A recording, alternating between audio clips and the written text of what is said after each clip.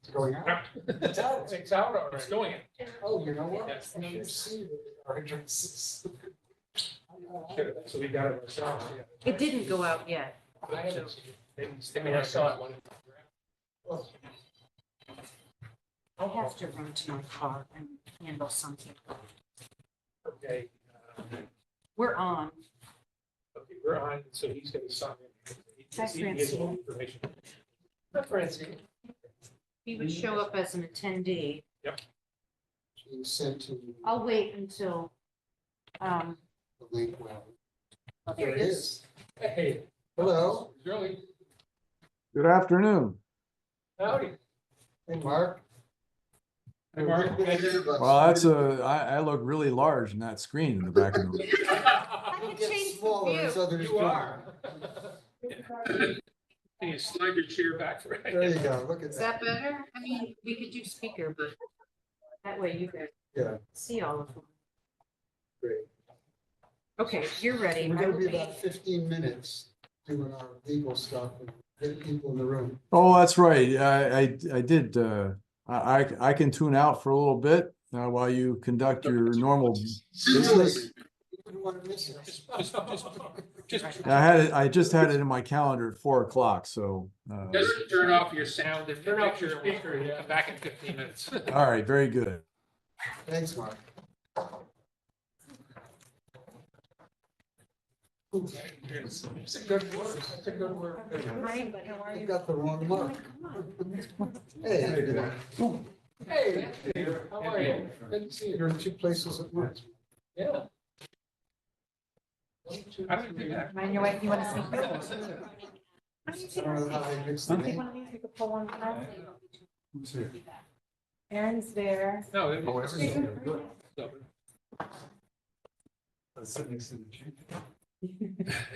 I can sit next to you. Close. Okay. I guess.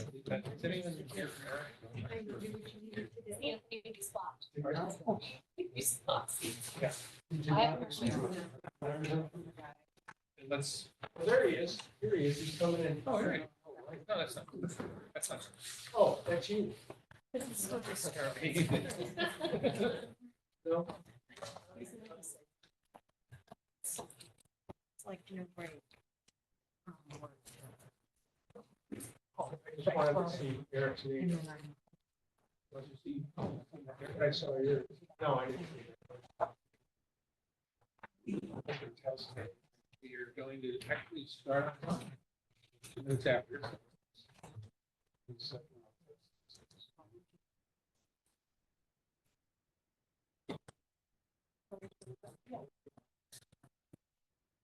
So. Minutes, who's on for March? Is that me? You're No, March? I was March, but I did last week. I'm just gonna finish March because I don't know how else.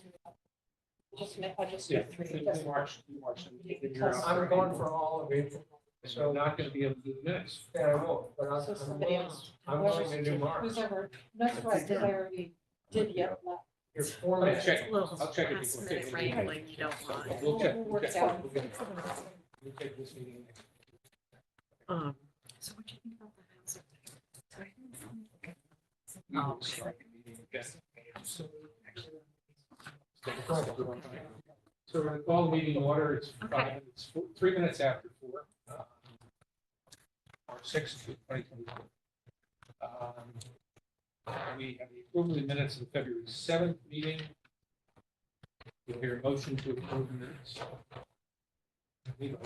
So moved.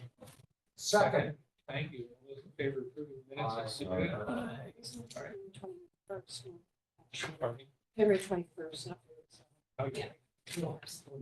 I didn't notice till just the second. I'm like, wait a second. I was here on the 7th.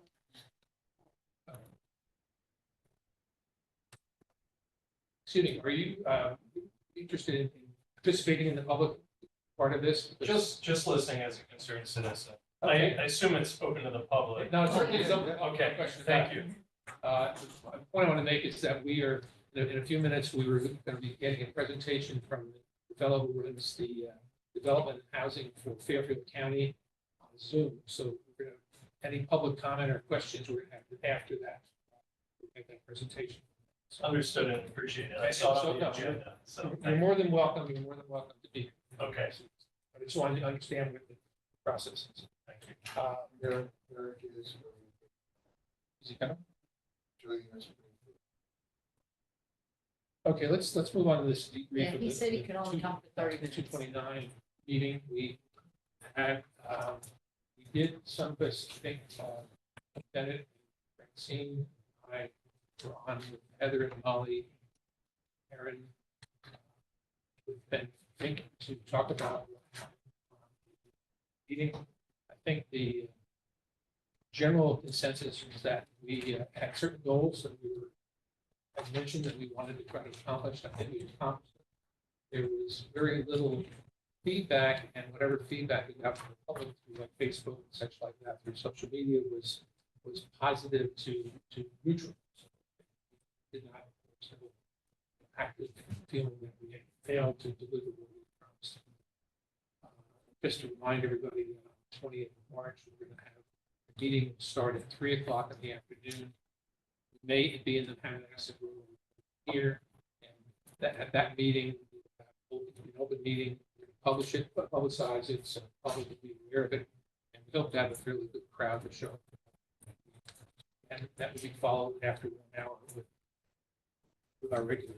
So the questions and such like that, the comments people want to make, that would be the time to do that between 3 and 4 o'clock. What did, Scott said people could leave their name at the end. Did the people leave their name at the end? I don't know how many names we've got. You got some? We got a number, actually, yeah. A lot of people signed in and they gave They did. email addresses. Yeah. Good. That's Aaron, I think she. Aaron had, I think Aaron she- yeah, she selected, they will get Yeah. the email, Where'd she go? She. the newsletter notice they would be receiving that as well. And hopefully, to say we need to promote the fact that we're having. Anybody want to make another comment about anybody who's further comments about how you felt the meeting went? I think they managed the crowd really well. I think Ben's comments, though, were applicable, that we need more time for the community Well, to speak. they say In that hour and a half meeting, we only gave them about 10 minutes. No, you didn't have an hour, but it took a long I time. think, yeah, we had a couple of Yeah. speeches. Yeah. Right. But they were good speeches. But that was the one feeling that was not. Yeah, it was only 2 minutes. people felt they could probably speak up, people were, which was nice, that their voices could be heard. Yep. They just need more time. Yep. Yeah, but it was good. I thought, Anecdotally, I had a Windermere resident who was there who asked me if I could help her with fixing Cottage Road. So I talked to Building and Grounds, got her hooked up there to get all the. Filling the potholes, you. Yeah, yeah, and make crosswalks, make the whole I live in place. that neighborhood, so thank you. It is pretty bouncy. Jane?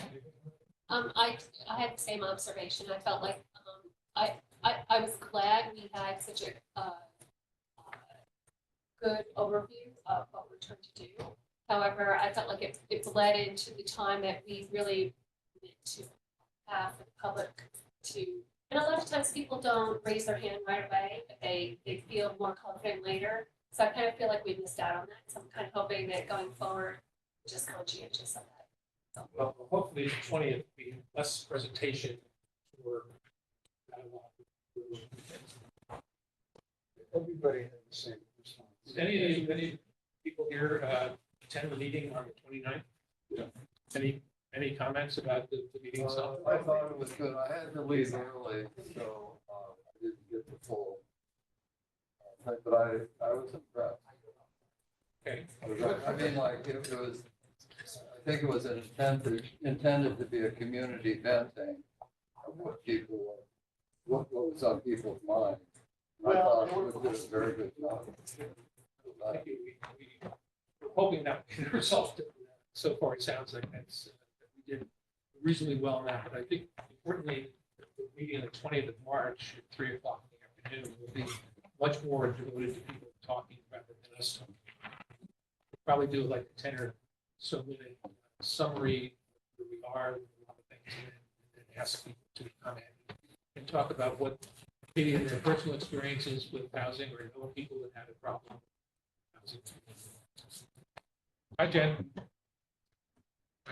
Hi, guys. Eric's on there too. Good. Hi, Eric. Do you want to make any comment, either one of you, on the meeting? 29th, the February 29th meeting? Yeah, I would just like to say I was very pleased with how many people we had in attendance, number one. I thought that was a really positive thing for our community and the work that you guys are doing as a group. I do echo, I believe it was Jane who was saying, I wish we had a little bit more time for community members to jump into the conversation. The presentation at the beginning was all great information. But in future events, I would love to be able to get a little bit more feedback from our community members. Yep. I think that's universally, we agree. Yeah. I think so. Eric, anything? I echo the comments already made. Agree completely. Then I think again, 20th of March, everybody make a note, 3 o'clock. And then Erin will see whether we can get that room over there. They have an answer room. It's probably gonna be this one. Okay. then we But have we'll to- set, we'll move in front of it. so that's a little. So, did you pick up any email addresses or questions at the end of the? There were no written questions, but I do have maybe 10 email addresses written down. I have not added them to the Google Drive yet.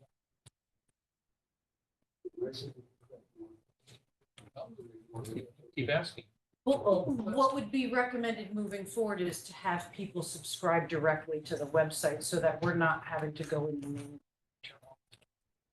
Well, that's one of the issues we talked about. The question is whether we can have some way people contact us through the website. That's going to be not decided yet. So we have the email address, the affordable email address, but the other type of, some kind of portal or Just curious, who would look at comment this? area. Who would look at the mail that comes in an email address? Right now, the email only comes to staff. But we've Well, had that's it for fine. other commissions that we put the chair on it. But then you'd have to find a way to, maybe through the communications committee, kind of disseminate that and then start keeping track of questions and Okay. bring them to the meetings to kind of get answers on how you're going to respond to them. And then you'd be able to do that directly through the email address. Can you, hey, Mark, is not with us? Right? Mark Barnhart? He's still with us. He didn't sign off. No, he's Okay. here. He just has his He's waiting. camera off. Got it. Okay. Well, Yeah, I'm here. Yeah. All right. And not much on the 24 Wall Street, other than we didn't move ahead.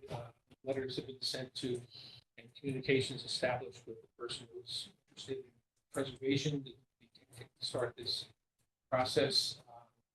And we will hopefully continue to make some more progress on this. The library is not about to take any specific action right now. They have received a summary of the information that they were supposed to get.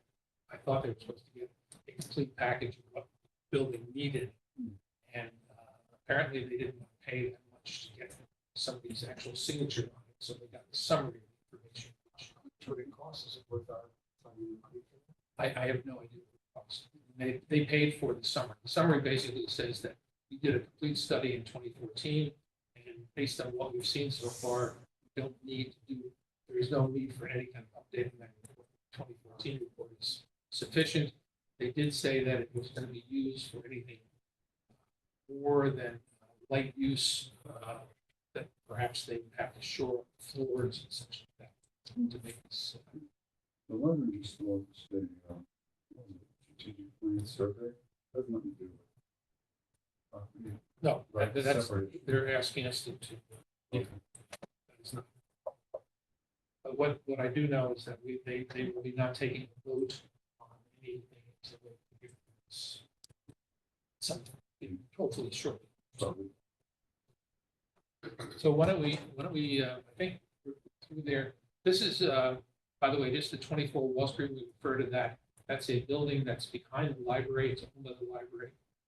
Property is owned by the library. It's not been used since 2017, when people that were living there were asked to move out because they were doing migrate. That building is, as I say, currently unoccupied.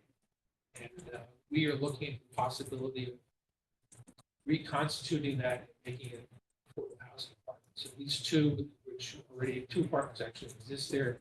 And there's the possibility of putting a third one first floor. So this is a process. It's a big, much more complicated than it sounds like to do it. But it would give us two little affordable housing units right in the center of town. Easy access to public transportation, shopping. And so. So, Mark, you want to come back in? There he is. There he is. Hi, Mark.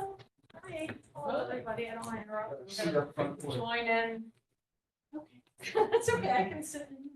No, that's fine. All right, well, thank you. Where? Oh, here? That's okay. You took her chair. You took her chair. I don't need the fancy chair. It's, all right, guys. So, but thank you for coming. Okay. Hi, how are you? Let me introduce you all to Mark Barnhart. As we were doing our preliminary exploration and talking to everyone we could find, almost everyone pointed to Mark as someone we definitely had to talk to. And he's been very generous of his time. He's given me a lot of information that we needed to start doing our developing plans, recommendations. And he's agreed to give us a kind of overview of life from his perspective. Great. His title is Director of Community and Economic Development for the town of Fairfield. And he's worked with the Housing Authority, the Planning and Zoning Commission, and Affordable Housing Committee, and others. So, Mark. Well, good afternoon, everyone. Pleasure to be with you. Again, I'm the Director of Economic and Community Development for the town of Fairfield. I've been doing this for about 20 years. Prior to that, I was the town manager in the town of Stratford for 10 years.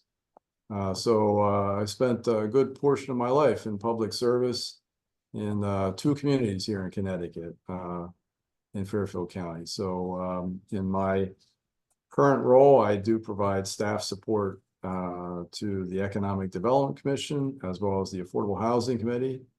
And I picked up two new assignments this past year to the Arts Commission, newly formed, as well as a Fair Rent Commission, which is now part of state statute. We didn't have previously a Fair Rent Commission, but once it became mandatory, we created a Fair Rent Commission, and I'm providing staff support until we can find somebody else to do it. So pretty busy, but yeah, I do a lot on the economic development, working with a small business community and business, bringing new business investment into town, as well as with the affordable housing, which is, I think, what you're most interested in. So we do have an affordable housing committee in town. We've had one since the mid 1980s. The town of Fairfield produced its first affordable housing plan back in the late 1980s.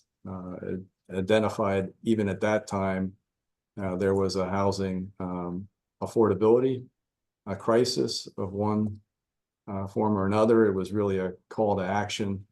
It's good at identifying a problem and rallying the troops, but didn't have a specific, the plan itself didn't have specific strategies.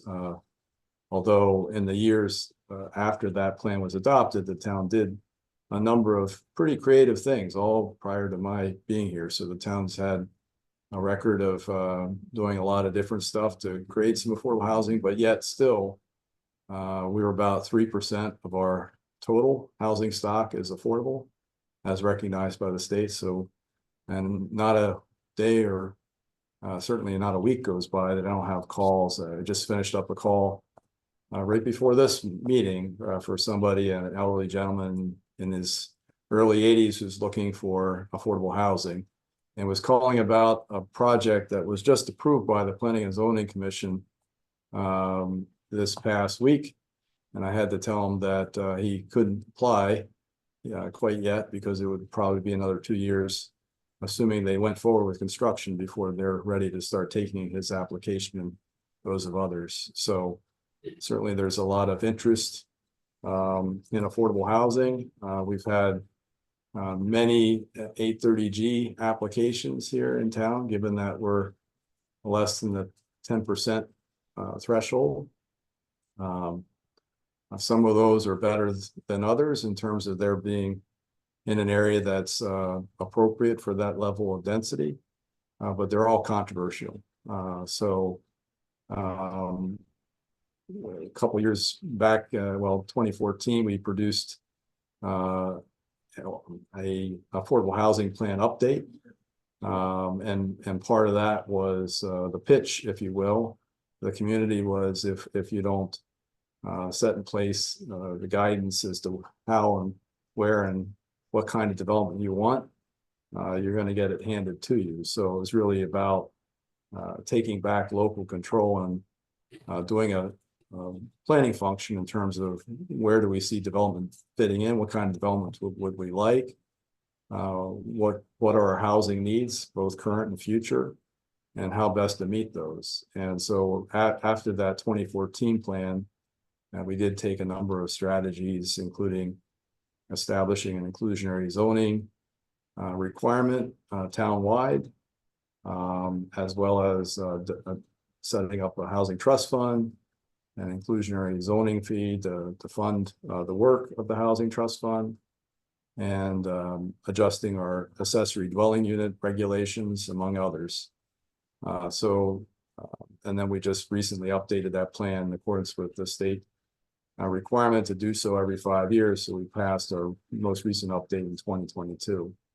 And that is probably heavy on, again, looking at some of the work that we've already done and making some adjustments, as well as continuing to collaborate with our partners in the planning and zoning department and commission, because much of what obviously drives development is codified in our zoning regulations. So there are a couple of areas that we're looking at where we do allow for, we have a number of multifamily zones.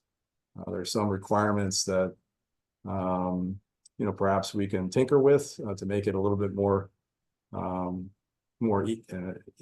make it easier for folks to develop so-called missing middle housing, the 2 to 4 family units, and get back to some of the density that we used to allow as part of our design resident district overlay zone, which is a floating overlay zone that allowed for some of the condominium developments to be built at density that's more than what we currently allow under our regs, but less than what you would typically see as part of the 830G application, for example. So number of different things that we can certainly talk about, but I'd rather just hear from you in terms of questions and how I can help your efforts. I appreciate your time as volunteers. If you're going to make progress, you do need folks within the community that are champions for that and are willing to roll up their sleeves and put the time in to advance the ball. But you also do need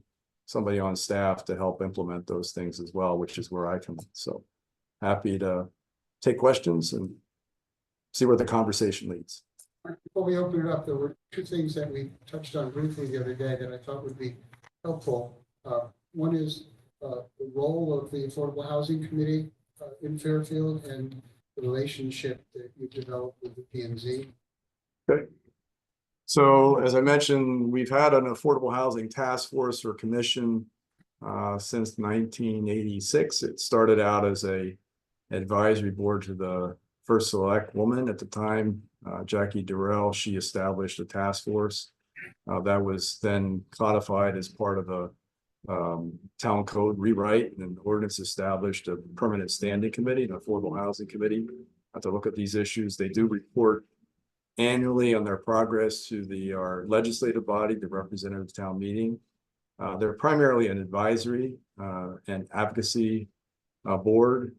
They advocate obviously on behalf of creating additional housing options within the community to meet our housing needs.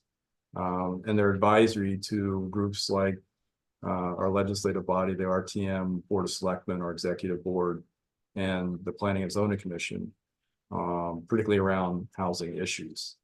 For example, we're in the process, I believe, as you are, in updating our plan of conservation development.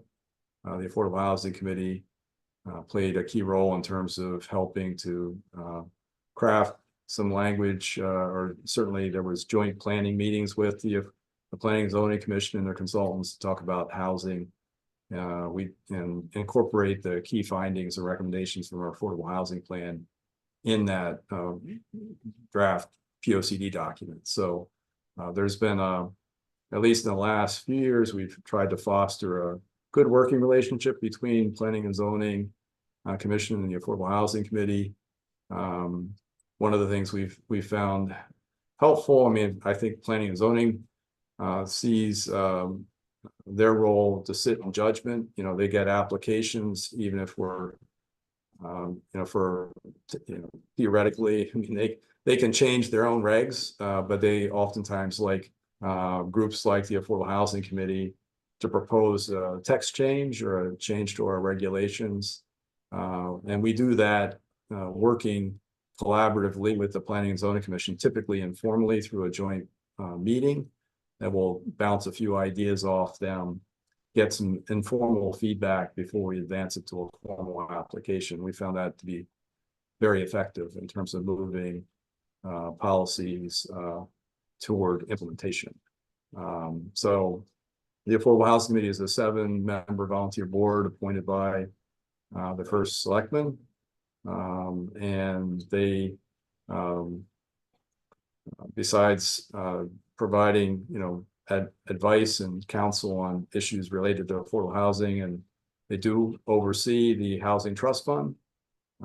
So any disbursements from the fund must go through from staff to the Affordable Housing Committee for their review and recommendation before it goes to the Board of Selectmen for final approval. And to date, we've had a Housing Trust Fund since 2018.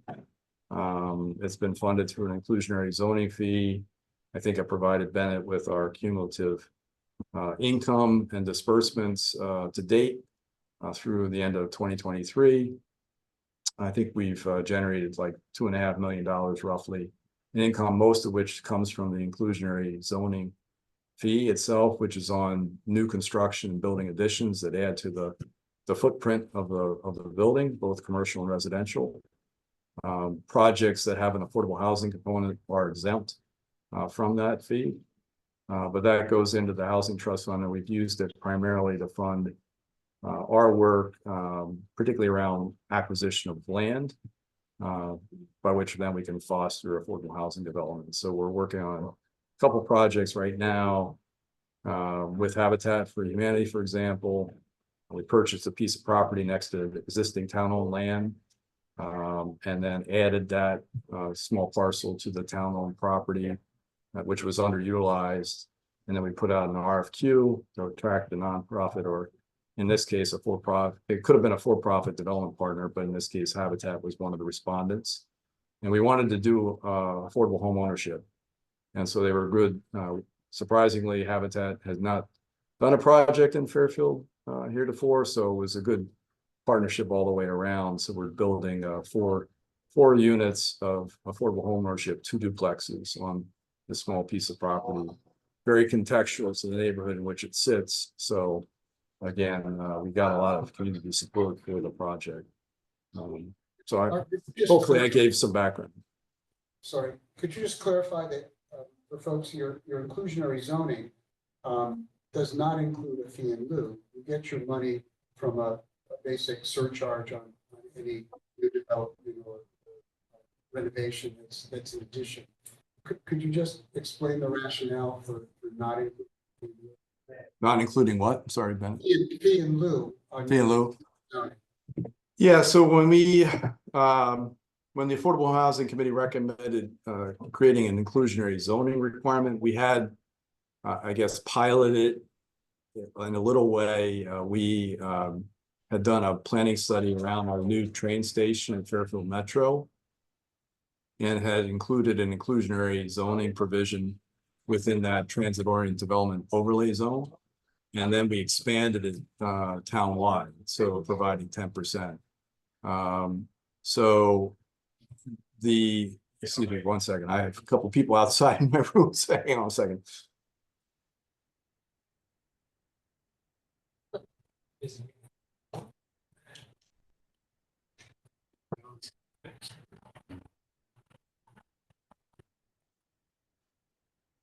Sorry about that. I was there's a party going outside in my office. So, so I was talking about the inclusionary zoning. So when we set up the regulation that requires any development of 10 or more units to set aside 10% as affordable to folks with incomes out of below 80%. I think at the time we discussed creating a payment in lieu option or a provision that allows developers to build those units off-site. We decided that we didn't want to recommend that. We kept it both for simplicity's sake, but more importantly, I think it was important for the committee and the community as a whole. They wanted to see affordable units dispersed throughout the town and developed in conjunction with market rate units. And so the way to achieve that was to require everyone to comply with it. And so as market rate projects are built, there's always an inclusionary an affordable unit as part of that, and they're dispersed not just concentrated in one area of town, but throughout the community. And I think that was a conscious decision to do so. There has since been some conversation about providing some flexibility for developments that are for sale, condominiums and the like, because we've seen quite a disparity in sale prices. Obviously, when you have a deed-restricted for sale unit that's selling at $200,000 and then the comparable unit next door is selling for $2 million, it does create a bit of a disparity in terms of people's expectations, their ability to withstand any changes in terms of special assessments, and the like. So there has been some conversation about it, but to date, we have not adopted that. Open it up. Yeah. Let me, Mark, let me ask you, I mean, you say you started back in, or the town started back in '88 to start addressing the problem. I don't think we have started quite that far back, probably more likely 2 years ago. And so I think that well, we took a lull too, so it ebbs and flows. So you're in good shape. Okay, but what we see kind of is there needs to be a number of tools to accomplish what we want to accomplish. And I just wonder if you could sort of talk a little bit about what the tools are, and kind of if you're starting at ground zero, what are the more important ones to get done before you start on to the other things? Which are the ones that give us the most leverage early on? Yeah, I think that's a great question. I think one of the things, again, I don't know a whole lot about your community. I've been there before, but I don't know too much about the regulatory environment or housing stock and the like. It's a beautiful community. But I would say, so when you want to come out then,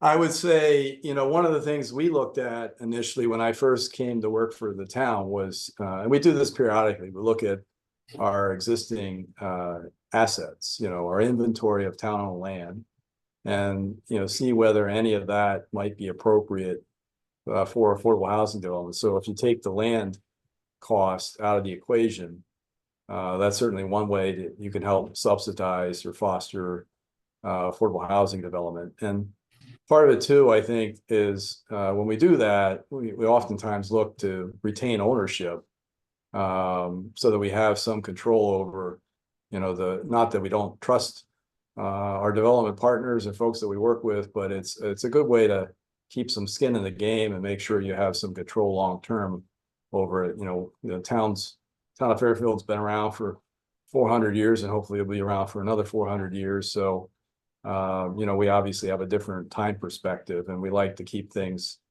affordable and more or less in perpetuity as compared to other folks that are maybe looking at a different time horizon. So I would start there. Other things, sometimes people just associate affordable housing development with new construction. And if you want to bring things online quicker, one way you might be able to do that, and again, this is not something I created, but was here when I got here. We use monies, we have community development block grant dollars because we're a large enough community to have an entitlement grant. But, communities like Madison could apply for small cities grant for that purpose, but use it for acquisition and rehab of existing housing stock in exchange for deed restriction to keep the rents at an affordable level. That has two purposes. One is to maintain the quality of the housing stock, make sure it's up to code and appropriate in appearance and upkeep, but also, by incentivizing this, we typically structure our assistance in the form of a declining balance loan. So if you satisfy all the terms over the term of the agreement, it ends up converting to a grant, you owe nothing. So, you have to tinker with whatever incentive you have to do to get private landlords to participate in it. But that's another way in which you could do things fairly inexpensively and add to your affordable housing stock without going through the development process, which obviously costs a lot more. You have to have property that's suitable for development. It just takes, even if you're moving things pretty quickly, it's a 3 to 5 year time horizon. So if you want to do something quicker, look at your existing housing stock and how you might be able to repurpose that for affordable housing purposes, whether it's buying it or rehabbing it, figuring out ways in which you could do that. That's a good place to start too. And the other thing that we've had an accessory dwelling unit or accessory apartment regulation for many years, but we did have some roadblocks that made it less than optimal for people to use. So we've slowly chiseled, chipped away at that and removed those obstacles. So it's a lot easier. You can create an ADU in any residential district. And the difference between that and a 2-family unit, obviously, is the owner has to reside on premises. That's not the case for a rental property typically, but again, that's one way that it tends to fit into the neighborhood. It doesn't create as much disruptive. It's not as disruptive to folks. But again, might be ways in which you could utilize your existing housing stock to move it forward. Hope that helps. Do you have water and sewer throughout the town? Most of it's served by water and sewer. There's a good chunk. Our largest 1 acre plus zones, the Greenfield Hill area of Fairfield is not sewered. Obviously that creates a different development cost and issues with developing at density.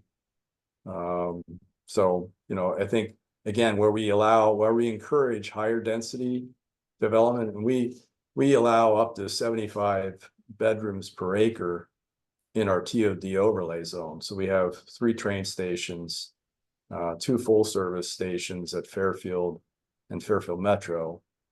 Fairfield Metro is the newest, and that area was our industrial manufacturing base. So a lot of those industrial manufacturing uses have since left the area, partly because the land is valued so highly, even if has some environmental contamination or legacy issues there. It's generally not, the highest and best use is not a manufacturing purpose. So it does give us the benefit around Fairfield Metro, for example, you have a clean slate, if you will, to create a new neighborhood. And that's unique perhaps to that area, and perhaps, it's not what we would find downtown, certainly not Southport either. where it's more infill and redevelopment, not quite at the same scale or density. That's a good question. Are there any examples of any large projects where there was a repurpose, conversion that took place that you can refer to? From like office to residential? Or school or something like that to Yeah, residential? actually, that's another, so again, prior to my tenure with the town, Fairfield repurposed an elementary school to create senior housing. Work with faith-based organizations to create what is now Sullivan McKinney Elder Housing. So again, if you have town assets that might be suitable candidates for that type of thing, you can certainly look to that initially. More recently, we've seen, with the office market the way it is, we don't have a huge amount of office space. The largest office campus was acquired by Sacred Heart University, GE, when GE left to go to Boston. So we have seen Trumbull's seen a lot more in terms of office conversion to residential, but we have seen some of that too, where it's appropriate. And one other follow-up question is with regard to the management, because managing affordable housing units can be complex, especially when it comes down to all of the taxes and things like that. So I know you mentioned there's a housing trust fund, but who actually is doing the operational work for the management of these units? Is it the developer? Yeah, so it's not so currently the developer has to designate an administrator of the plan as part of their affordable housing plan or affordability plan that they file with planning and zoning. The Affordable Housing Committee in my office does tend to comment on some of those folks. We've questioned whether or not there's capacity, certainly where there's no history of having performed property management functions before. We have some legitimate questions about whether or not they would be able to perform that function, but it is privately managed. They do have to provide compliance reports annually to the planning and zoning department or commission under the affordability plan. And that applies both to our set-aside developments under 830G as well as the inclusionary developments under our own regulations. And those compliance plans then come to me. I operate kind of as a consultant, if you will, to the planning and zoning department. So I review them for compliance. And I would say most of the people do a great job. Certainly they try to do a good job. There are some notable exceptions. So, we do, if I see something that seems amiss, I will question it, call it out, ask for more information as to how they arrived at those numbers. And in some cases, we've had, again, innocent, I think, unintentional mistakes, but they've charged too much. They charge tenants over the maximum rents, and we've asked them to refund that money and to provide proof. In other cases, they've approved a tenant that's over income. And in that case, we don't ask them to kick out or evict the tenant. We just ask them to set aside the next available unit, wherever it might be within the development as the affordable one. So they do move within the development, but somebody, they do know that somebody is minding the store, which I think is important. Can I follow up on that, Mark? I'm Erin Mannix, the town planner. Thank you for coming. So we manage in-house now also reviewing, notification of sale of an affordable unit and then a verification for some of these older developments from the 90s and things that don't necessarily have an administrator or never had an administrator associated with them. Do you go through or get notification prior to sales of units, or are you just looking at annual reports? Yeah, we do both. So the rental units that are covered under either the 830G or inclusionary are required to provide annual compliance reports through planning and zoning as part of our regulations. We do have other units that are covered, both rental and ownership, that are covered under deed restrictions that similarly have to provide, in the case of rentals, annual reports for review. Ownership is upon sale. And we have, I think, 4 dozen deed restricted affordable ownership units here in town. They're all developed at different times, different regulatory schemes and structures and deed restrictions. So I keep a manual on my desk, which I've also given to the tax assessor, that provides a quick summary of the resale restrictions and the formula in place. So we are managing those internally. We'll determine the income eligibility for prospective buyer. In all cases, the town has retained a limited right of first refusal to repurchase the property, to essentially match the offer on the table. And then we'll also set the maximum sale price based on the formula. There are a couple of cases, they're all recorded on the town's on the deed restrictions in place, they're on the land records. But I have a case right now where a property transferred outside of the deed restrictions, and we're in the process of bringing a lawsuit against the seller, who should have known better. And we're trying to work with the buyer whose attorney admitted to messing up and not doing an appropriate title search in the property. So things, despite all those, stuff's going to happen. And in this case, I have a town attorney that's willing to, take it on and not let it slide. So it's a challenge. Yeah. And, while we have a small office here, it's a 3-person office. I have one person that's dedicated to the community development block grant and the programs that are funded through it. I have another person besides myself that is funded through the general fund. She's primarily on the marketing, tourism, events, special events thing. And then I'm doing everything else. And I think everyone's now recognized that, there might need to be another body here somewhere. Because, as like the fire marshal has the same concern, as we add more apartments, they have to be annually inspected. There's a lot of things that we could be doing even more to be proactive about this, that we just don't have the time to do it.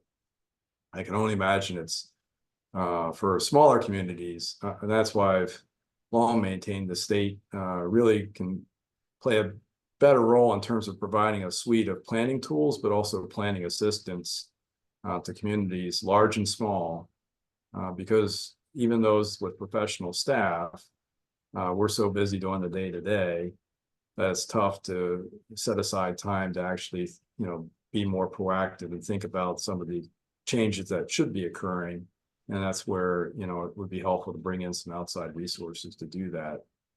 So that's my little soapbox pitch for today. Next question. Yeah. Hi, Mark. Thank you for your time. I'm Peggy Lyons. I'm the first select one. Good afternoon.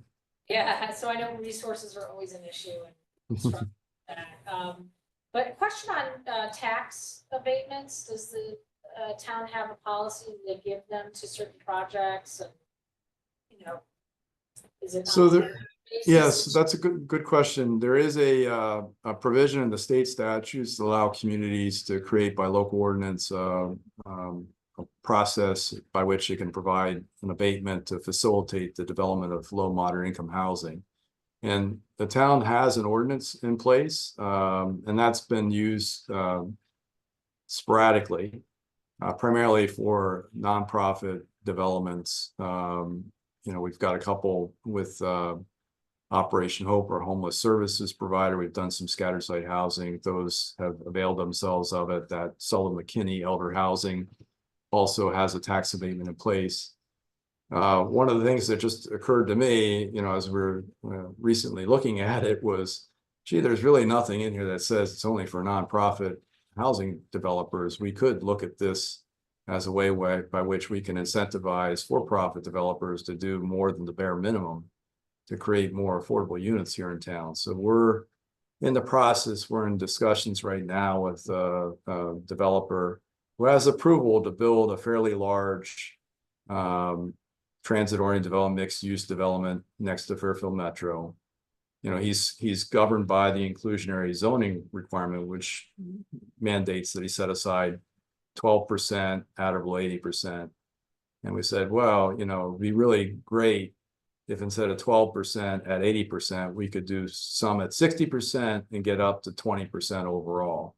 Would you be game for that if we offset your revenue loss through some type of partial tax abatement?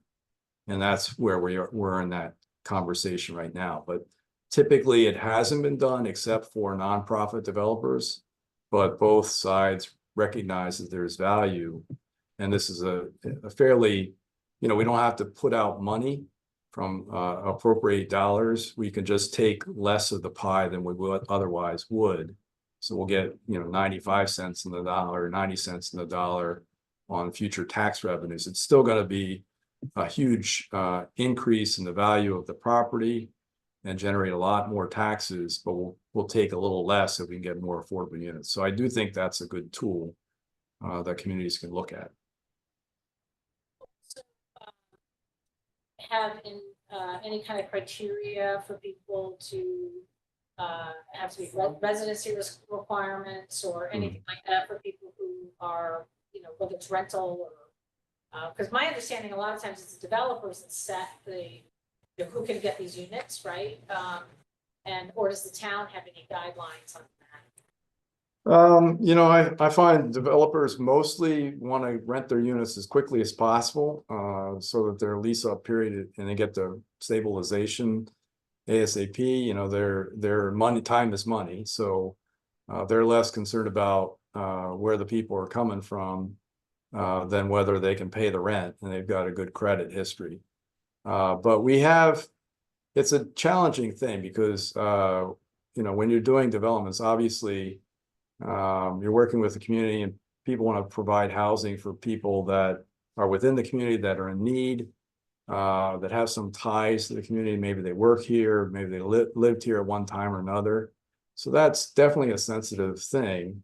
When we did the Navy housing redevelopment, and we had a piece of property here in town that was owned by the U.S. government, it was a very modest housing, about 28 units, I think, total, that were set aside for military personnel and recruiters and dependent, family, people with connections. But at some time, the military decided they no longer needed that. There was no night missile site here, and it was being run out in New London anyway. So it was a little far flung. They decided they'd sell it. The town ended up purchasing it, but when we repurposed it to create affordable home ownership, similarly, I had a lot of interest from the RTM that had to approve the overall development plan to have some kind of local preference. And it's a challenging thing, especially if you use any federal or state governmental dollars, because Fairfield is predominantly, people look like me. And so you don't want to set up a situation where you're going to have a fair housing complaint.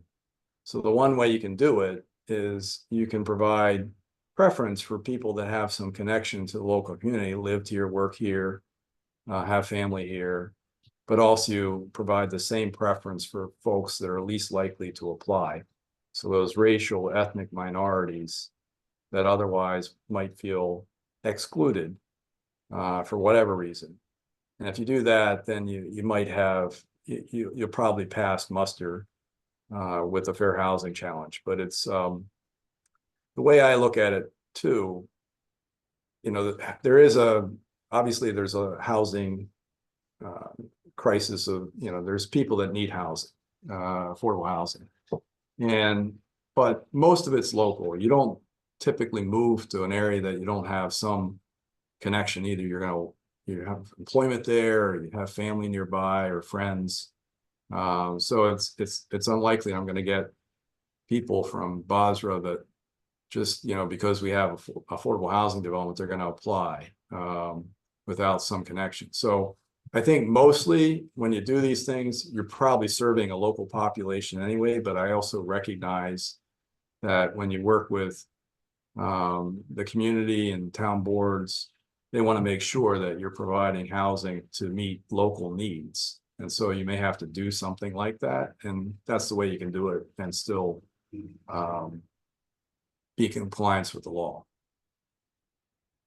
And just add, I just reading Greenwich's stuff today, and they have a program that's a step above affordable housing, obviously not using, I guess, the state or federal money. And that gives priority to but their affordable housing plan does not have that. And I think it's for the reason that if you got federal tax credits. We have, for example, we give an abatement to a concert firefighter, right? So is it something like that? So if you're for the municipality, is that what you're saying they're doing? No, I think Or no, just people who people work who in. work in town. I think there's a whole priority. Yeah, So okay. it's both. But I think- I've seen it where it has actually been written into, I think New Canaan or Darien might have something in their regs that refers to this, but I would tend to shy away from it a little bit, just because I think it could be problematic from a fair housing perspective. And I think again, the way around that is to make sure you're providing the same level of preference for those who may feel excluded from your community. Like the state statute. Yeah, you're probably right. There is one. I'm not an attorney, so I often get accused of playing an attorney or an engineer, planner, so.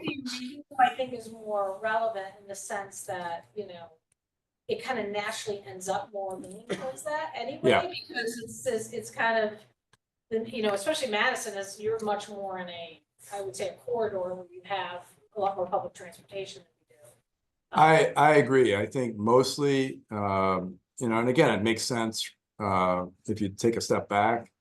Most people are going to move and live in an area that they have some connection to. You're just either moving there because you have a job, or you have a family or a social network of some kind. It's unlikely you're going to attract a lot of people that are just moving there solely because it's a great deal on a housing. They've got to have some of those other pieces to fit in. So I do think for the most part, it does tend to sort itself out. Peggy had mentioned the whole tax abatement process. In your ordinance, do you have a specific formula, or are you negotiating these case by case? It kind of vaguely points at some kind of quid pro quo, if you will. The benefit is, you're providing the unit, and the purpose of the abatement is to offset the cost of providing that. But for the abatement, you wouldn't be able to provide these units at the same discounted rate. So there's some equivalency between the two. In reality, I think in order to get, certainly if you're working with a nonprofit housing developers that shares a mission and purpose to fulfill these requirements, it might be a pretty easy sell. A for-profit developer, you might have to incentivize them a little bit. So there could be, some, you still have to go through an analysis, I think, to show that you're not unduly enriching the developer. You're getting good value for the public, funds that you're investing in the project, if you will. So, so I guess to answer your question, it is a negotiation for sure. Jen, do you have any questions you want No, not at the moment. Peggy had hit on one of the ones that I had marked down, and that was, the Fair Housing Act and how potentially giving preference to town employees or people in town could be affected. So that was one of my major ones. Mark, talk a little bit about the volatility of your trust fund. I'd like to know what your biggest source of income is Yeah. and how volatile it is. Is it an important tool in your toolbox of building more affordable housing? What's the annual turnover approximately of the housing trust fund? So when we first set it up, we projected that we would probably generate, based on housing permit activity, about $300,000 a year. We've done a little better than that. I would say the majority of the funds, and again, this was pretty purposeful on our part. We have, Fairfield is host to two universities, private universities, Fairfield and Sacred Heart University, both of whom identify retention and recruitment of staff as a key issue, and housing costs being a impediment to their ability to do so. That was when we were developing the 2014 plan. So when we set this up, and obviously universities are tax exempt, to get a small pilot from the state, which is, I think, maybe 20 cents on the dollar or something like that, maybe a little less than that. Our pitch to them was, hey, we're thinking about this. You can help us solve the problem in terms of creating more affordable housing opportunities. But it's going to apply to you. So I would say probably 60% of those funds have been generated by the two universities, who, and both of whom have built multi-million-dollar residence halls and sports arenas and other facilities on campus, all of which paid a pretty sizable, inclusionary zoning permit fee. And that went into the housing trust fund. So there is obviously some fluctuation. I think things are slowing down a little bit with their campus expansion. So that might revert back to the norm of, our typical building activity around 300.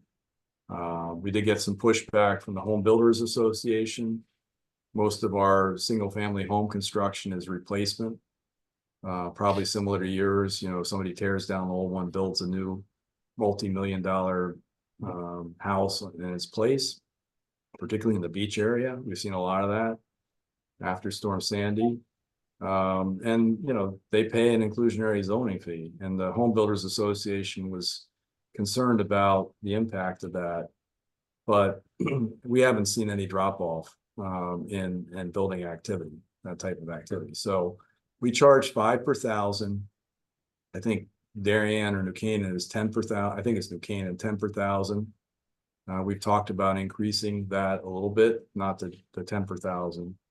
But it is a major source, and it's a tool like all these other, I would advocate having as many tools in your toolkit as possible. So you have a lot of flexibility to meet the particular circumstances of an opportunity that may arise. And we created a housing trust fund, frankly, because we're frustrated by our inability to get the state and federal dollars for affordable housing development without a lot of strings attached, or even if there was commitment. So I've been trying to develop a project and couldn't get the state to buy in. They kept throwing up all kinds of roadblocks along the way. So, we now have our ability to self-finance. The town back in the late 1980s did something similar. They went to the state, asked for some funds to build affordable housing. The state declined to invest in it, and the town decided, this is important. We're going to take this town property and we're going to issue a bond to build the housing. The town actually floated general obligation debt, built the housing, and sold and repaid the debt. So you can do a lot of different things and it just again, have a lot of different tools at your disposal, I think is the best way to do it. Are you or your staff funded at all or salaried as part of the trust fund? Not yet. No, that's general fund. You know, we have paid for the housing, you know, when we did the affordable housing plan update in 2022, we did hire a consultant and we paid for that out of the housing trust fund. But I like to keep and recommend that we keep the money deployed for actual housing production. So we have talked about, you know, if there were a need for additional staff support, kind of like Aaron was saying in terms of, you know, monitoring these compliance and doing the deed restrictions and the like. We've talked about funding that through the housing trust fund, but that would be my second choice. You know, it's not up to me, but ultimately, you know, it is something we did include in our affordable housing plan, that it could potentially come out of it, and the ordinance is written in such a way that it could cover those costs if we wanted to. You're a town employee. I am. Okay. Francine? I mean, are there, are there, in your knowledge, any outsourcing opportunities for that? I mean, because all the towns are dealing with this, and most towns, it's not enough to have a full-time job, right? Or a full-time, more probably than other. So I would think there'd be a consortium or some way, and I know they've talked at the COG level, maybe doing something. I think that's a smart play. I do think that this does lend itself.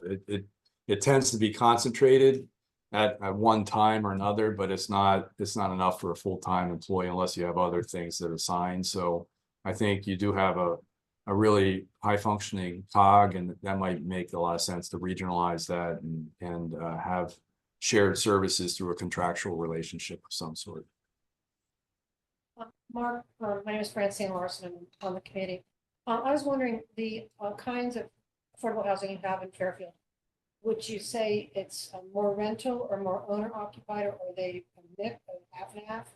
Or No, it's mostly ownership is actually, I think, harder to build than rental, especially, you know, now that we have rules, regulations in place to incent, you know, to mandate that private developers do this. It's mostly rental that they're building. Now we haven't, you know, some of this stuff didn't exist as a product 10 years ago in Fairfield. So any these larger apartment complexes that are amenity rich with pools and workout rooms and movie theaters and the like, none of that, you know, professionally managed apartment buildings, that did not exist. Our rental stock in Fairfield historically has been, you know, the small landlord investor types that are operating 2 to 3, 4 family units, couple smaller apartments, but nothing of this type. So, you know, a lot of the development that has occurred over the last 10 years has been more higher density around our transit nodes and rental. And as I said, probably, you know, of all the, we have, I think 670 units under deed restriction as recognized by the state, all but, you know, 4850 units are rental. Some of those are seniors, you know, so, but again, more recently, we've not done a lot of age restricted housing. We found that if you build units in a certain way, and especially these apartment buildings, they don't generate a lot of kids. One of the things we did about 15 years ago, we do it every year with the help of our Board of Ed. We asked them for the place of residence for every kid that's enrolled in our school district, and we match that against our apartment buildings, any development of 10 or more units. And we can tell you precisely how many kids per unit reside in each of these apartment buildings, and it's really a very small number. And that kind of makes sense because, again, we've got so much single family housing stock that's 80%. That's where all the kids live. And that does, again, that's what the suburban communities like Fairfield have to offer. You know, picket fence in the yard and all that. So that's why people move here. It's if they're kids, they're young families just starting out, but we also found that a lot of empty nesters are residing in these apartment buildings, downsizing. And that's about a third of the population that are taking these rental units are more affluent empty nesters, or some folks obviously that have means, but others that don't. So it's a good blend between young professionals as well as folks at the other end of the age spectrum. Art, can I bring you back to 830G and your inclusionary zoning? You talked about the early history of your town and the contested 830Gs.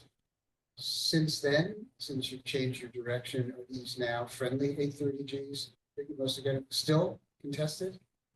No, I think our zoning commission, planning and zoning commission recognizes that, we've had, I think when I last counted, I think we're at 28 or 29 applications so far.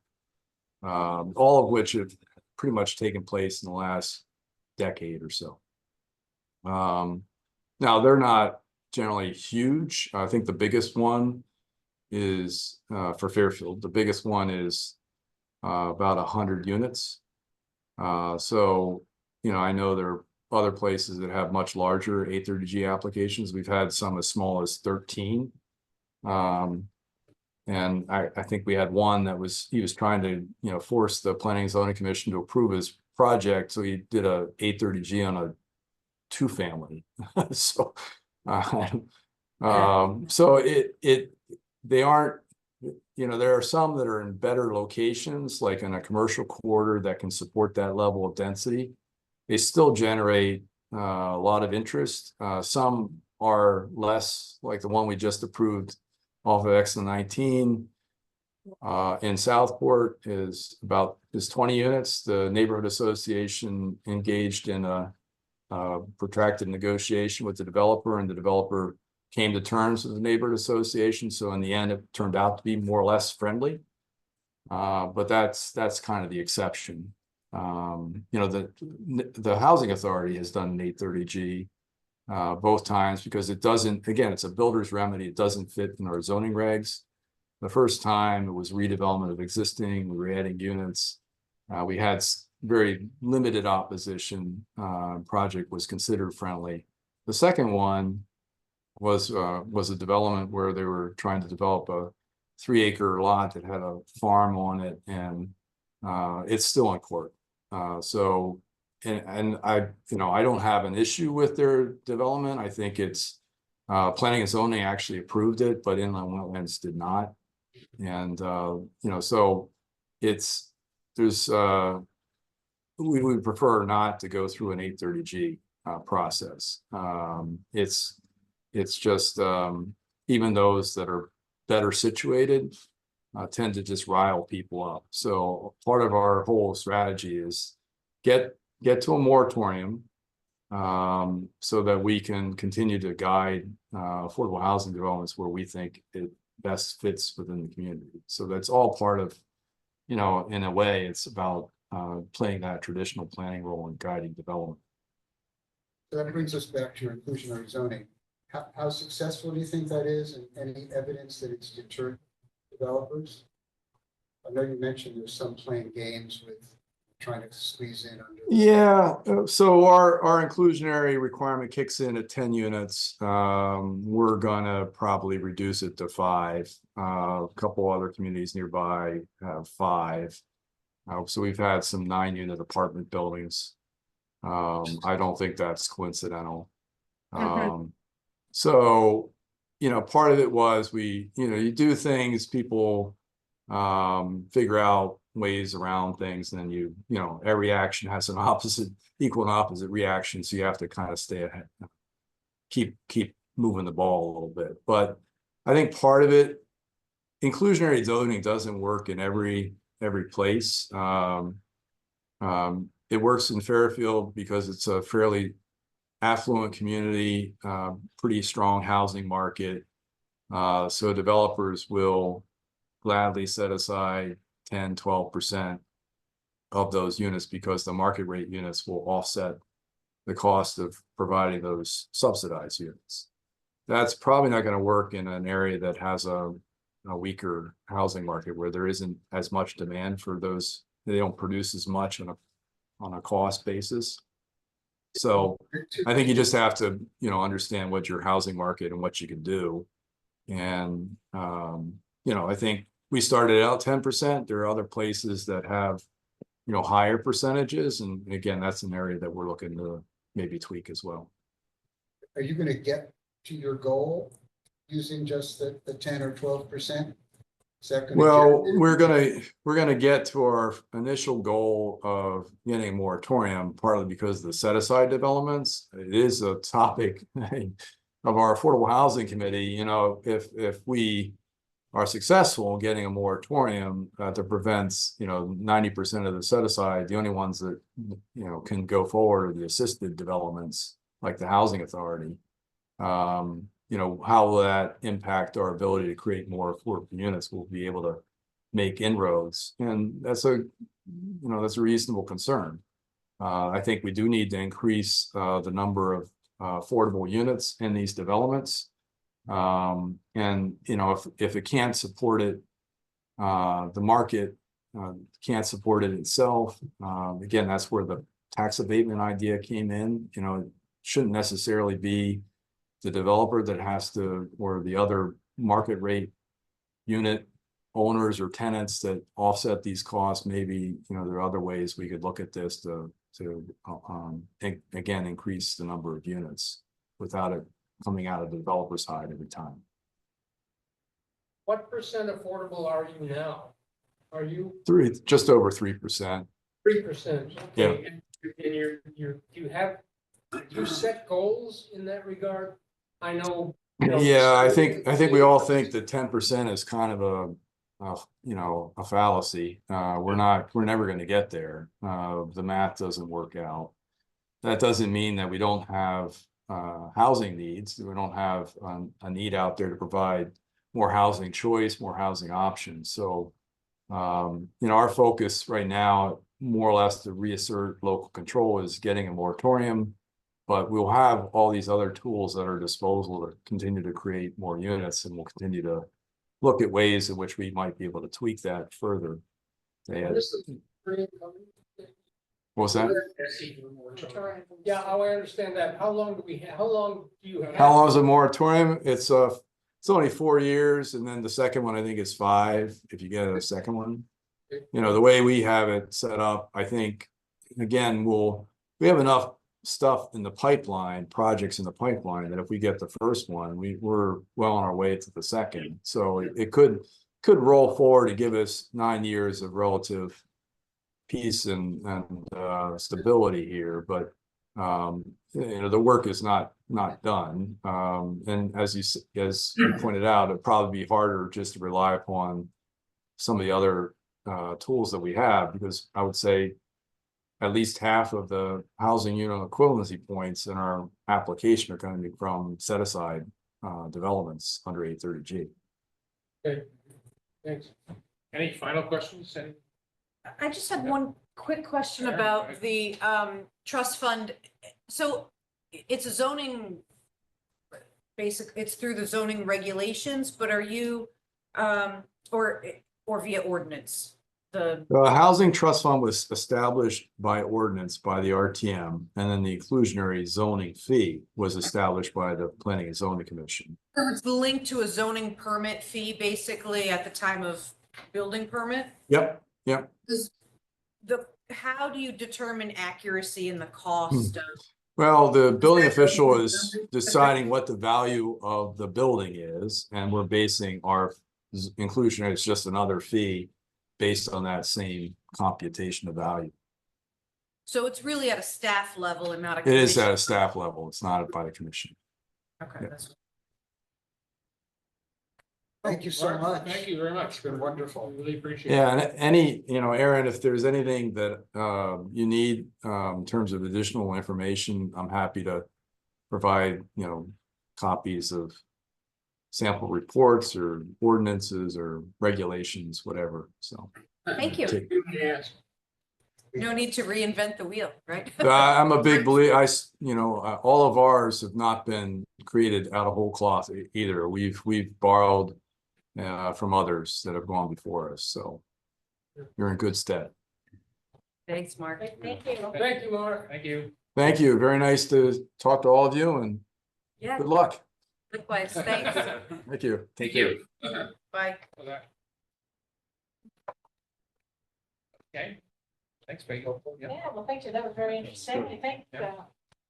it's always good to learn from others, right? And So, we're learning a lot. yeah, which is great. I appreciate all the work and I look forward to, I thought the last thing was really helpful, the community conversation, so it'll be good to see that continue Yes. on, so. Yeah, if you happen to be available sometime between 3 and 4 on the 20th, you want to stick your head in for a very large informal discussion. Okay. Yeah, Aaron mentioned something, I guess you're having. a Coffee hour, yeah. Yeah. Great, yeah, well, she'll make sure it gets on my calendar, so. Okay, thank you, guys. Thank you. Thanks, See Peggy. you guys. Thank you. That was terrific. That was very. That was really very good. helpful, yeah. Couple of other items before we go, ask the public if they wish to participate. Power mapping, I don't think we have any more updates on that. Do we? Anything from the working groups, I think. Yeah, well, we're chugging away. Chugging away. Eric is obviously closer to the finish line than anybody else. And I expect he will be able to formally submit something to you at the next meeting. If not, depending on his schedule, if not, then it will be the one after. The only thing I think he really needs to add is a little bit of the local flavor. Because a lot of the stuff is around the country. The other two, the trust fund and the point person, our subcommittee has identified 30 communities that we are contacting individually in order to get the details of all the kind of stuff you're on their trust funds or not, because there is no existing inventory that we can look at. So we're building it. And we're going to give it to the squad when we're done.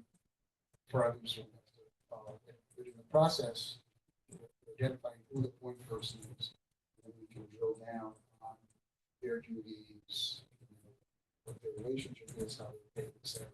But we're getting all the funding details, trust funds. I think That's great. yeah, I think Fairfield may be unique in having on they have a second source. They got a big market for their town. Addition to Which they put in there partially. to the trust. Yeah, Oh, to the- yeah. When they first set it up, they set it up for. Sorry, they did not get ARPA. Greenwich got it. Greenwich got $1.1 million from ARPA. They originally set it up just to get it rolling as for donations. Yeah.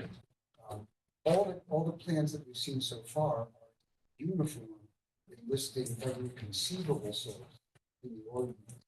And then they decide over time what to use. Fairfield had not gone after contributions, but they decided they ought to just develop markets. For contributions. For contributions on top of. Yeah, I think They that's, didn't get ARPA because ARPA has to be shovel ready. I spend the money to use it. And they didn't have anything at that time that was competing with other uses in town. So I think that's why Mansfield got a chunk and Greenwich got a chunk. So anyway, that's going to take some time. We'll give you a report. oh yeah, no, I think it should. If you want to get it, this will be the only existing record of all this stuff. So you can share this. So, and what we're doing, what I've done is I sent out emails. We got contacts from Scribe for the towns in the area. The rest we're looking up.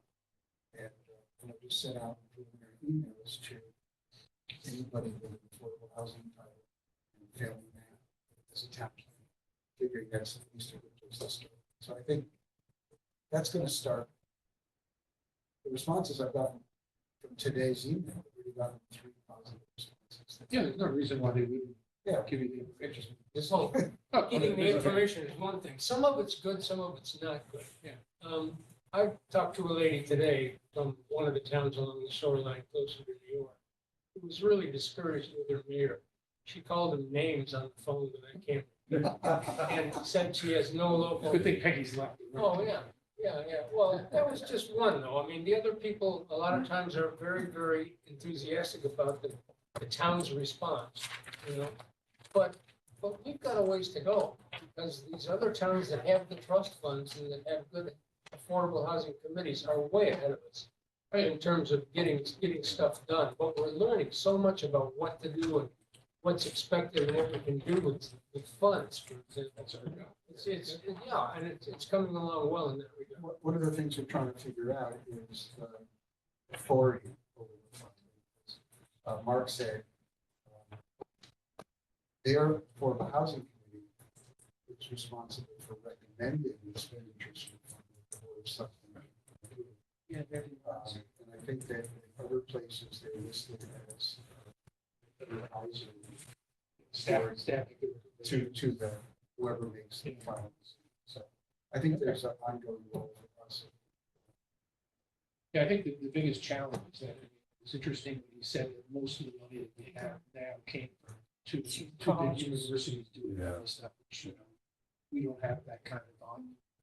We don't have a university. Oh, maybe we should adopt one. So folks may not know, the data we're gathering is going to Eric, who's creating a model for us based on our experience and over the time frames that we- so that we can take each of these funding sources that we found, like what would it yield in Madison if development on an annual basis is like it's been historically.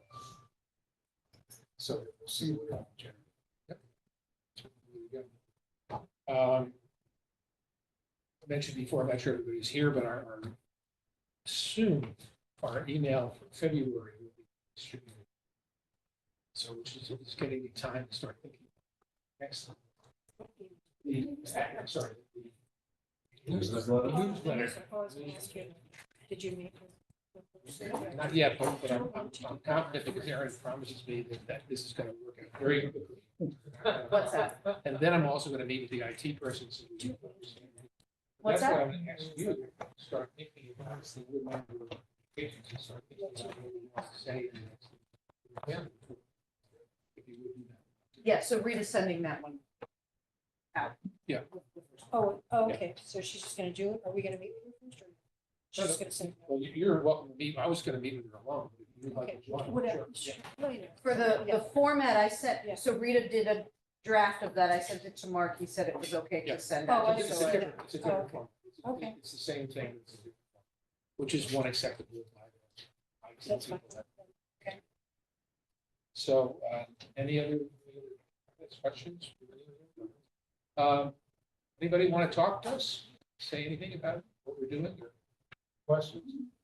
Questions? Was that at all useful for you? Yeah, I think for me personally, first of all, I'm not from Smell, I'm from Wallingford. I was on Zoom calls, Ben Fink. Right. Yeah. I'm just like, right, in person. The state's oldest intern, going to school, intern, worried about affordable housing. Auditing class. So, I'm visiting various colleges, various communities, seeing what everybody's doing. It's like, very good, very interesting, taking that information right back, and see, move forward. I mean, this is one big, big thing here, all over the place, so, there's a lot to do. So, yes, Where are the younger people? we're the younger people Yeah. that can't live here because they can't afford to live here. Well, so remember $90 trillion, I just read this week, is going from silent generation, baby boomer population, to millennial generation in the next 10 years. So they'll be moving in the next 10 years? Well, if you're donating a lot of money, to this next generation. I think it would be interesting to sort of figure out a way to parlay all this wealth that is locked up in a generation to good use of the next generation. I wonder if the answer is that with you guys, to some extent, of how you donate your wealth and whether it becomes generational wealth to your offspring that continue, or is it used in a different way? It's just a philosophical question. Yes, I mean, a lot of people are looking at that big number too. Yeah, $90 trillion. I will say though, I'm a baby boomer. I think we're all boomers, not you guys. I'm not a greatest generation. I'm old. not that- It's silent. And then I think the other idea is designing stuff that gracefully ages through time, so that I think all of us have seen development. We look back and say, what were they thinking when they built this stuff? So building stuff that uses materials that age gracefully and continue to be something 50 years that we can all be proud of. It's the whole thing's quite complicated. I'm here just, it's hard, no one really covers it from the paper or anything. It was on Zoom, so resorting to getting my information directly from the committee. So. Well, we hope to Glad change you're that. here. We hope to change that. We hope to get more public information soon. It's hard, isn't it? You know, I don't know. It is, well, I mean, it's, Stuff. honestly, one of our issues, I think, and one of the things that we're focused on is trying to engage more people. I would say if you talk about the entire population of town, I would say that only a small percentage of those people are actually paying any attention to these issues. Until it affects them directly. Yeah, even though it could affect them directly. One thing I've noticed, you know, from committee to committee, town to town, and one thing that's worrying to me is that the type of people that show up, okay, you've got town employees, one way, fashion or another, it's part of their job, they're getting paid, or retirees. Okay, you don't find, beyond that, it's, you know, you got younger people, okay, families, oh, okay, tonight I have basketball practice with my kid, softball, my daughter's got a dance recital or something like that. I mean, they go to work, they're tired, and they come home. And the last thing they want to do is go to a P&Z meeting, you know? Yeah, I don't think, I mean, you're right about that. Sounds That's like always gonna be the staff. case. It's never gonna change. But I think one of the things we would like to do is to be able to, as much as possible, give people an understanding of what we're doing so that they don't have to show up at the P and Z meeting. If at least they understand why we're doing the things we're doing. And I was pleased that at the meeting last Thursday, we had online and almost equal number of online people than people present. There's about 100 people in the room, which is a pretty good crowd for this kind of, you know, an evening kind of situation, even though there were brownies and bottles of water. But And cookies. the cookies were better than the brownies, I think, actually. I hope you didn't cook the cookies. Cook anything for- Thanks for doing that. That was really nice. I think that worked out. Anyway, so I think that's, I mean, it's giving people an understanding that we're not talking about building high-rise buildings downtown or North Madison and filling in people whoever comes in.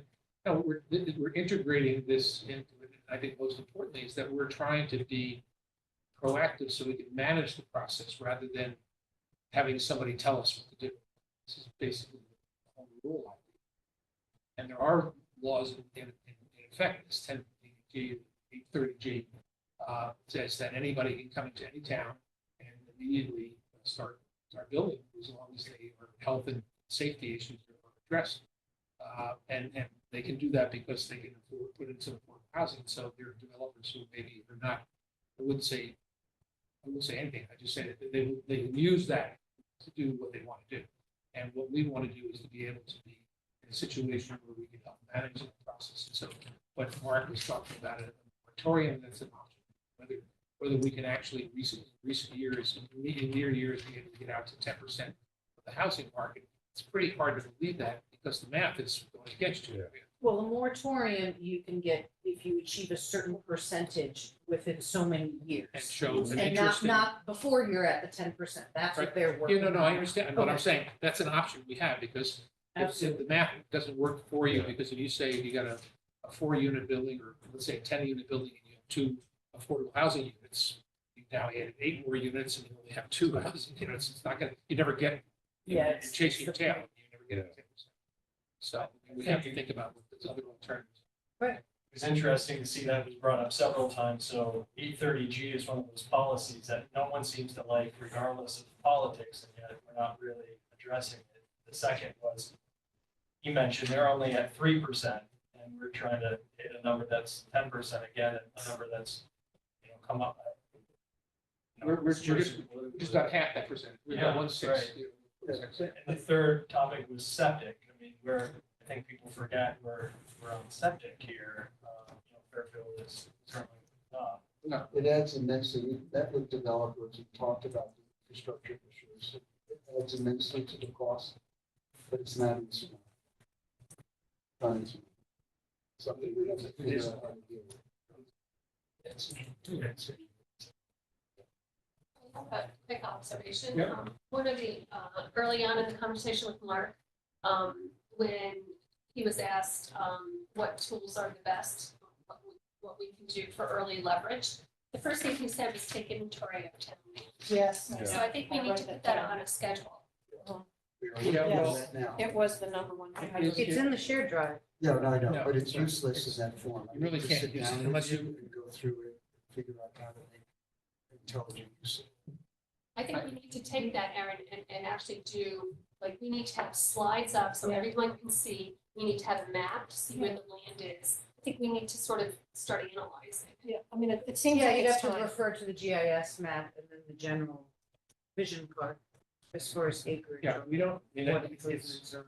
be very, very hard to take that information from GIS from the list and be able to use it in any kind of way. Is this piece of land that's identified there, it doesn't show what the acreage is, it could be, Someone in the assessor's office. No, you can do that just on the town's GIS site and pull but how do we know? where it is on the map. Our online GIS system, you can put in But an don't we- address. Don't we have to know what we're looking for before we can find it? You can't, like, we don't have a What do survey, we know about those we properties? don't have a survey How that about that the says. acreage? That's available on the vision card, which you can get through our GIS. So we can put that for a day that I can show you how the GIS works. So Can you see filter, the can vision you filter card. for that? In other words, filter, No, you have to go property by property. that's what I thought, yeah, You have to go property So we by have to- property and look at but that's my them point. individually. We have to know what we're looking for before we find it. Before we go to GIS. Yeah. Right, I can give you a lesson on how to look at, I'm not looking for a lesson. I'm looking for a town employee who can take the list and put it into a form that would be useful to us. Erin, I can work it's not a Okay, why don't we- form, yeah, it's let's- gonna take research. It's gonna take a lot of time to go through Yes. each town-owned property Exactly. and all pull those out around. that information. And is there someone in the assessor's office who could do that? No, I won't do Or that. the after building it's- Why don't we, department? let's. They can print the field cards. That's not gonna give you a map, though. I- But it will Jane give will you work some. with Erin, Jane. will I'll start contact digging you. into it and I'll come to you with any questions. How's that? We'll do that. That's- I'll start poking around down in zoning and wherever else I need to look. But I'm just saying, we need to have something presented It's to everyone the first here. thing he said. And I'll- First thing you said, I got it. So I'll do that. I'll work on it. Before you do And I'll anything else, put you find out what questions. property. This way you can come to. It's very And- much part of our charge. Okay, if And there's no to more another comment. thing, I think we should all make recommendations to Francine about the next newsletter. Yeah, I was gonna send out an email to Yeah. ask people, what are they working on? Can you give me like a synopsis? That was my thought. on this. Was that you? Or just ideas, maybe there are certain Yeah, things that if we've there's something. heard. Yeah, Yeah. or anything. Yeah. Yeah, I'll send an email. No more comments? Any more comments from the committee, from Jen? Any last words? Yeah, one other thing I've been thinking about, in addition to, getting that list of properties organized that you guys want to do, something else that I think would be really good that would help with the implementation of the town's affordable housing plan. There's action step 1.5 and the primary responsibility of this falls within the housing committee, and that is to develop criteria for priority properties for development and redevelopment. So based on the meeting that Aaron and myself and Bennett and Peggy were in last week, what I think would be helpful is if the committee could look at the, it's kind of like a point system that the state has set up that allows developers to receive some like tax benefits with development of properties. I think it would be really helpful if the committee could look into what that point system is and then use that to help develop the criteria that the town or the, as we develop our facilities committee in town, that they could use when looking at these individual properties to see if they meet the needs of affordable housing. Yes, sure. Great with that. Thanks, Tim. If there's no other comments or questions, it's 5:40 and we return. Thanks, Jen. Thanks, guys.